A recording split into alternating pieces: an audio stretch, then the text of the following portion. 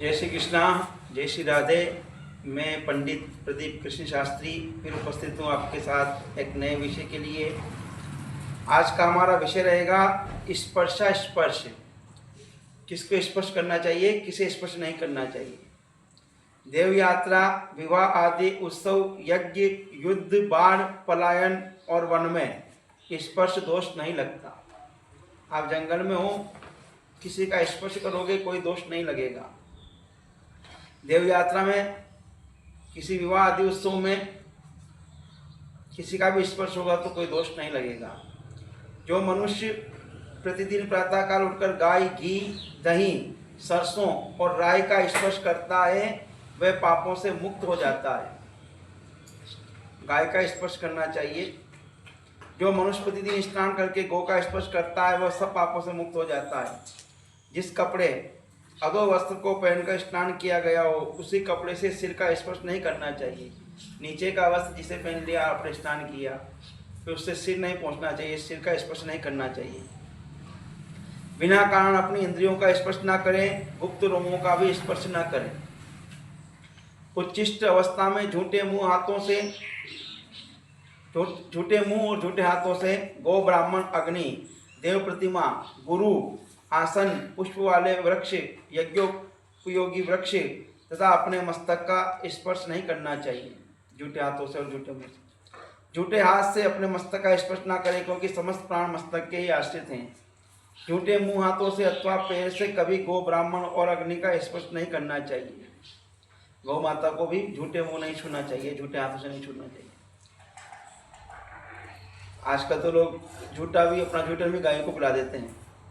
गौ, अग्नि, माता, ब्राह्मण, बड़े भाई, पिता, बहन, कुटुंब की स्त्री, गुरु, शिशु तथा बड़े बूढ़ों का कभी पैर से स्पर्श नहीं करना चाहिए। पतित, कोढ़ी, चांडाल, गोभक्षी, कुत्ता, रजस्वला स्त्री और क्रूर शिकारी का स्पर्श हो जाने पर स्नान करना चाहिए।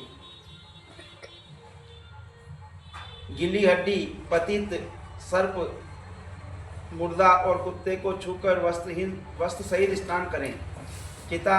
चिता की लकड़ी, यूप तथा चांडाल का स्पर्श कर लेने पर मनुष्य वस्त्र सहित जल में प्रवेश करके स्नान करें। चांडाल, रजस्वला स्त्री, पतित, शिशिका, मुर्दा तथा मुर्दे का स्पर्श करने वालों का स्पर्श कर लेने पर स्नान करने से शुद्धि होती है। अभक्ष पदार्थ, नव प्रसूता स्त्री, नपुंसक, बिलाव, चूहा, कुत्ता, मुर्गा, पतित, जाति बहिष्कृत, चांडाल, मुर्दा ढोने वाले, रजस्वला स्त्री, ग्रामीण सुकर्ता, अशौच अवस्था में प्रसूता स्त्री का स्पर्श करने पर स्नान करने से शुद्धि होती है। कुत्ता, मुर्गा तथा चांडाल ये तीनों एक समान अस्पर्श होते हैं। गधा, ऊंट उनसे भी अधिक अस्पर्श होते हैं अतः इनका कभी स्पर्श नहीं करना चाहिए। आसन, सैया, सवारी, नाव तथा मुर्गे के तृण ये यदि कुत्ते, चांडाल अथवा पतित से छू जाते हैं तो वायु के लगने से ही शुद्ध हो जाते हैं। क्या क्या चीजें हैं? आसन, शैया, सवारी, नाव और मार्ग के तृण यानी घास आदि मार्ग, ये यदि किसी से छू जाए, अशुद्ध हो जाए तो हवा लगने से शुद्ध हो जाते हैं, यानी हमेशा शुद्ध माने जाते हैं। स्नान किया हुआ वस्त्र तथा घड़े से झलकता हुआ जल, इन दोनों के स्पर्श से बचना चाहिए। कोई घड़ा लेकर जा रहा है, उससे झलक रहा जल है तो उससे बचना चाहिए। इनका स्पर्श पुण्यों का नाश करने वाला है। भेड़ों की धूली, भेड़, बकरी आदि, सूप की वायु, नख, जल का स्पर्श और घड़े से झलके हुए जल की छींटें, इनसे दूर रहना चाहिए। चिता के धुएं से बचकर रहना चाहिए। तेल मालिश किए हुए किसी के शरीर का स्पर्श नहीं करना चाहिए। शरीर पर तेल लगाने के बाद उसी हाथ से दूसरे अंगों का स्पर्श नहीं करना चाहिए। सिर पर तेल लगाने के बाद उसी हाथ से दूसरे अंगों का स्पर्श नहीं करना चाहिए। लक्ष्मी जी चाहने वाला मनुष्य घी को कभी झूठे हाथों से न छुए।